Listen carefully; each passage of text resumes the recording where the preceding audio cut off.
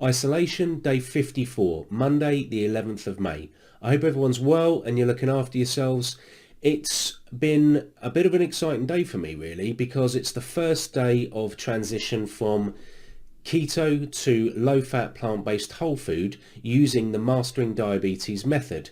And as I briefly mentioned before, I've subscribed to the Do-It-Yourself program, which is a one-off subscription that you go into, and I showed you yesterday the different modules, and in each module there are different videos, and there's the transcript of the videos as well.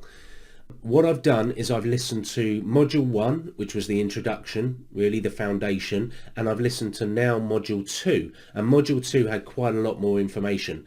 I actually listened to that a little bit too late. I jumped the gun somewhat, and I will show you day 1's decision tree that I didn't really fill out very well, but look, this is a learning process. Let's see what it shows.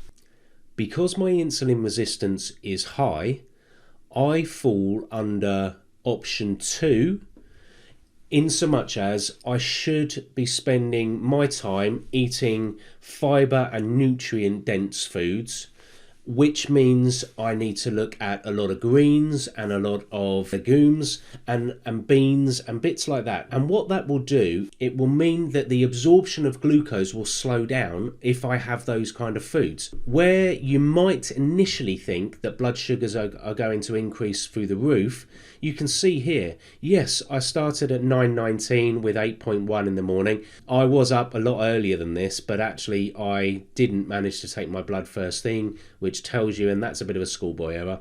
But 11:45, my blood was 6.2. I had breakfast, and the advice in the book is to have something called chickpea scramble. So this was 27 grams of carbs, 3.4 grams of fat. Now, let's just quickly revisit the fat. The advice is you should have less than 10 grams of fat per meal. So that's for breakfast, lunch and evening meal, which is what I'm trying to do. So breakfast was 27 grams of carbs. Well, normally you've seen plenty of times, I very rarely have breakfast. So I tried this 3.4 grams of fat. So it's low fat, which is great. 1.8 units at 15 grams per unit.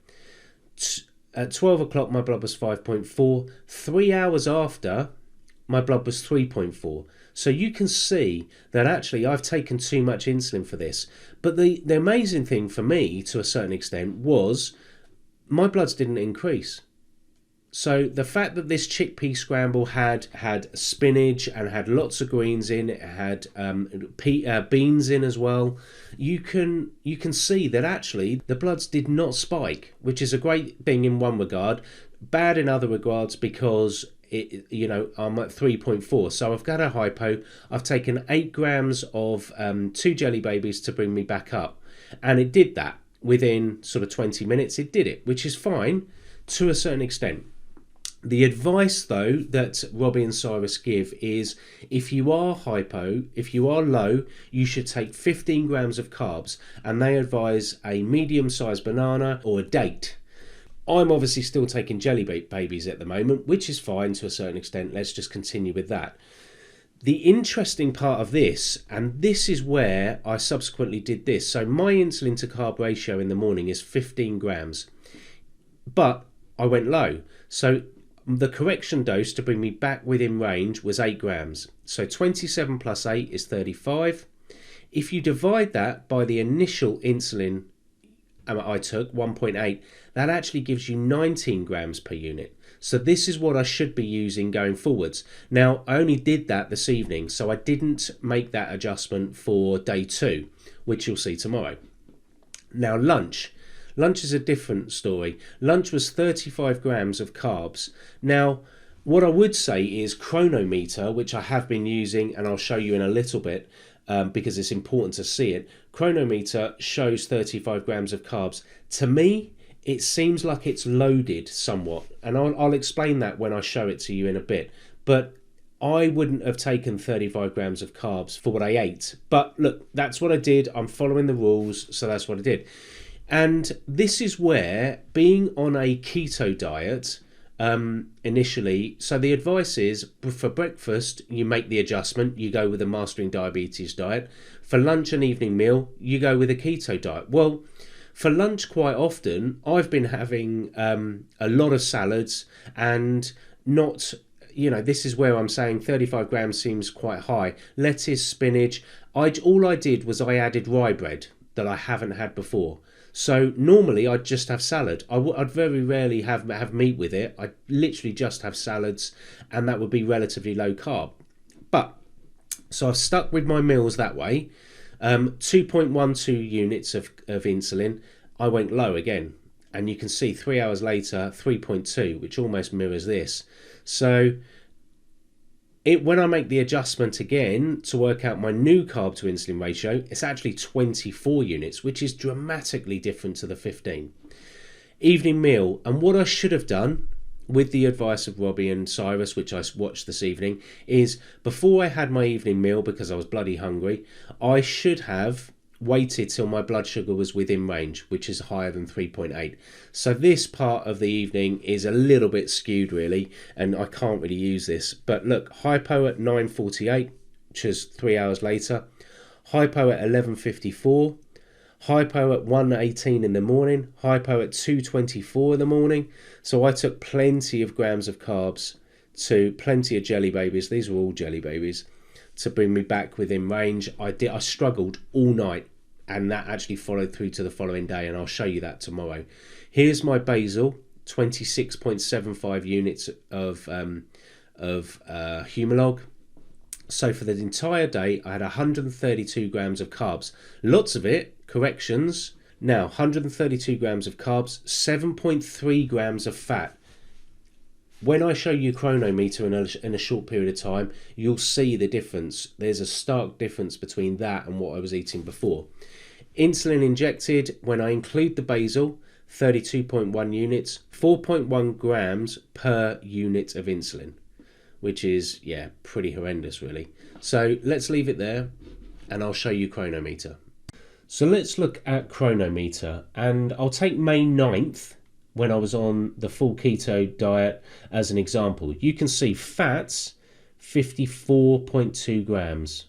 Okay, that's way in excess of the 25 to 30 that the Mastering Diabetes diet advises. Okay, what you can also see is very few vitamins are green, very few minerals are green. Loads of protein, because obviously I'm eating meat, so loads of protein. And you can see again across the board here, very few are green. One, B12 was green. B12, why was that green? Well, it's the chicken thigh. Okay.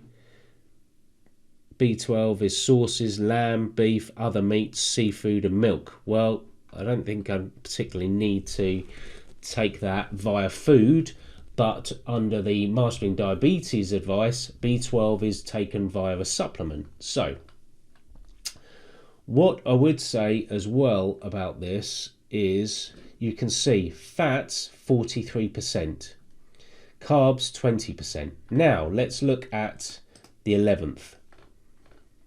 Fats 10%, carbs 67%, a complete shift.